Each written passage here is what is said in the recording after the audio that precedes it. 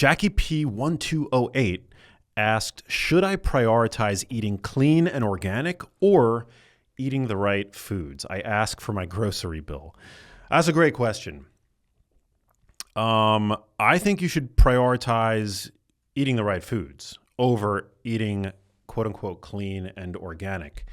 I always say, and this is something that I firmly believe, you want to major in the majors. And the most important thing today, generally from a health standpoint, obviously this is not personalized advice, but you want to hit energy balance. You want your foods to fill you up. You don't want to be hungry. You want to maintain a normal, healthy weight.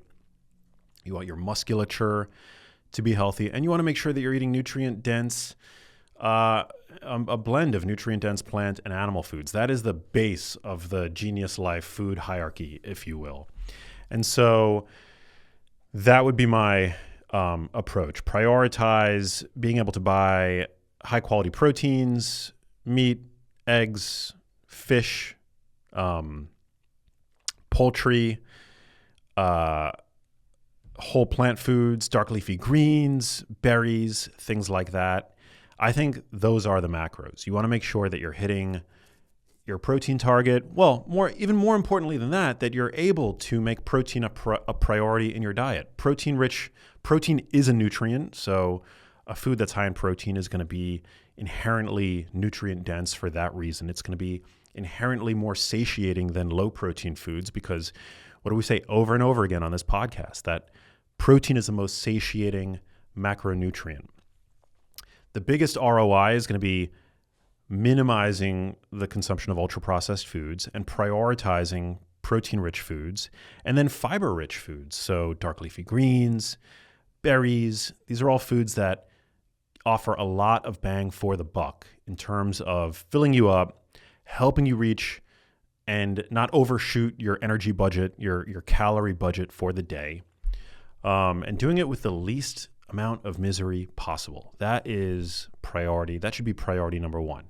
Now, once you move up the rungs of our little hypothetical food pyramid here, and you're able to comfortably from the standpoint of budget, then you can start to prioritize eating clean, whatever that means for you, and organic. Eating organic is going to reduce your exposure to synthetic pesticides.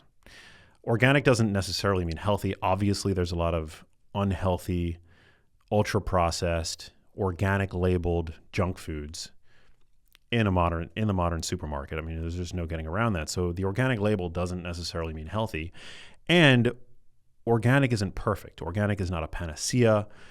I have come across numerous studies that show that even organic foods sometimes have residues of synthetic pesticides in them. And that's because of, processing methods, the migration of pesticides via the industrial ag production process. So, it's not perfect, and organic isn't going to be more nutrient dense.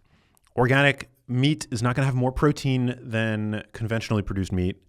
But you are reducing, you're not altogether eliminating, but you are reducing your exposure to synthetic herbicides and pesticides, which I think is important. But is it as important as energy balance, as hitting your protein target every day, getting fiber, getting plant nutrients like carotenoids and anthocyanins, which, we have tons of research on in terms of the benefits for brain health, for eye health, for skin health, for cardiovascular health?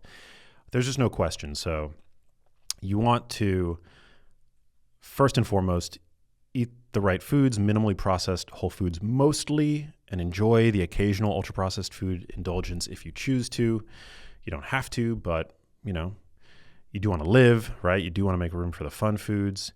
And once you've got that covered, those bases covered, then I think it's reasonable to move up the ladder to then start to look at, organic and whatnot. When it comes to clean foods, I mean, the whole concept of clean foods really only applies to ultra-processed foods. Like which ultra-processed, how do we rank ultra-processed foods? Well, yeah, I think it's probably worth looking at, becoming familiar in nutritionese and habitually looking at the ingredients lists and making sure that there are no ingredients that are going to irritate you. I think it's smart if you're avoiding, for example, ultra-processed seed oils or gums and emulsifiers. I think it makes sense to, to glance at the ingredients list, but not to kid ourselves and mistake ultra-processed foods as dietary staples. They should never be. And then on top of that, there are really, because you asked for your grocery bill, Jackie P1208, there are ways to economize. So I think, buying frozen, this is something that I do all the time. I buy frozen broccoli. I buy frozen broccoli, which I love to throw into, like if I'm making a stir fry, I'll buy riced frozen broccoli now, which I've talked about this a bit on Instagram, which is super fun. You just throw riced vegetables into your rice cooker with the dry rice, and it bulks up. Yours is my favorite food hack of late. I have a rice cooker, and I'll make rice for carbs, for gains, to supply energy for my workouts.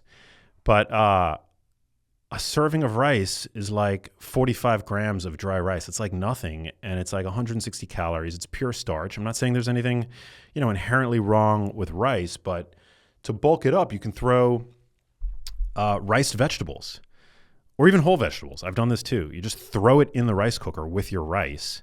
You don't have to add any additional water. You just throw it in and you set your rice cooker. No additional work. You set your rice cooker, you put it on, and you get this incredible added bulk to your rice. It's completely unmistakable too as vegetables because it's so well cooked. Over the course of cooking the rice, the vegetables totally soften. You can't even tell that they're vegetables. And you're adding all of these health benefits. You're adding fiber, you're adding phytonutrients to the rice. It's just a super easy and visible way to get added veggies into your diet. So that's something I love to do. And I use frozen vegetables for that. I also think it's cool to buy frozen berries and whatnot. You can buy meat in bulk. You can buy cheaper cuts of meat. You can meal prep. When buying fresh produce, you can buy in season. It tends to be cheaper when you're buying in season. And if you can't afford organic, just make sure that you're rinsing. You should be rinsing organic produce too, but just make sure that you're rinsing your produce well. And they do make vegetable washes if you want to be extra safe. It's not a fail safe. There is the potential of pesticides to, permeate into the flesh of the fruit. But I think, some of these commercial vegetable washes can be reasonably effective. They're usually made with baking soda, salt, vinegar, and those have all been shown, I believe, in studies to help to reduce the residues of pesticides. So trying to think of any other cost-saving hacks. Yeah, buying in bulk. It's all great. And not letting perfect be the enemy of the good. Again, majoring in the majors. That was a great question. Hey, if you liked that video, you need to check out this one here, and I'll see you there.